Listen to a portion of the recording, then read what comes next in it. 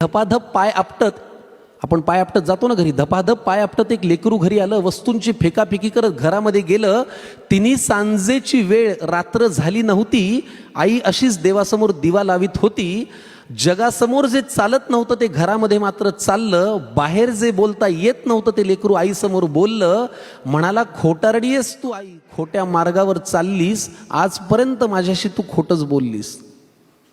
म्हणाला, खोटारडी आहेस तू आई, खोट्या मार्गावर चाललीस, आजपर्यंत माझ्याशी तू खोटंच बोललीस. आशीर्वाद देताना काय म्हणतेस की माझं काहीच अडणार नाही आणि माझ्या बाबतीत कधीच काही वाईट मुळी घडणार नाही.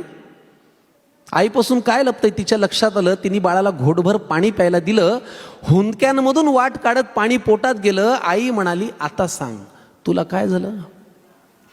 तो म्हणाला, आता हा अनुभव आपल्याला सतत येतो. तो म्हणाला, लोक आई विचित्र झालेत फार, सतत सगळे माझ्यावरती खाऊन असतात खार. तो म्हणाला, लोक आई विचित्र झालेत फार, सतत सगळे माझ्यावरती खाऊन असतात खार. त्यांच्या त्या अशांत अस्वस्थ नजरा मला कळतात, जाणवतं मला माझ्यावरती ते खूप खूप जळतात.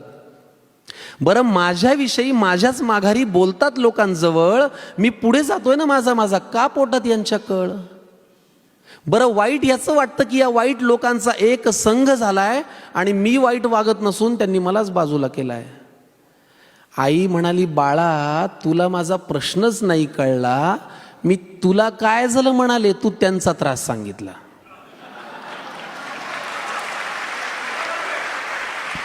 आई म्हणाली, बाळा तुला माझा प्रश्नच नाही कळला, मी तुला काय झालं म्हणाले, तू त्यांचा त्रास सांगितला. सोडून दे ना तुझ्यावरती ते रुसतायत का हसतायत, कारण तुला पूर्ण करायची स्वप्नही तुझ्याच डोळ्यांना दिसतायत. त्यामुळे घराघरात हा देण्यासारखा सल्ला आहे की तुझ्या अपयशाची लोक पाहतायत ती सगळी स्वप्ने खोटी कर.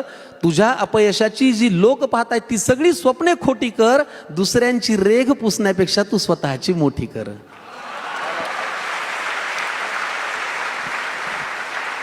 आणि हे केलंस ना तर तुझं कधीच काही अडणार नाही. आणि आई आजही तेच म्हणेल, माझ्या बाळाचं वाईट काही घडणार नाही. आईच्या तोंडी देवाचा साक्षात्कार घडला, आईच्या तोंडी देवाचा साक्षात्कार घडला आणि तिने लावलेल्या दिव्याचा लख प्रकाश पडला. तिने लावलेल्या दिव्याचा लख प्रकाश पडला.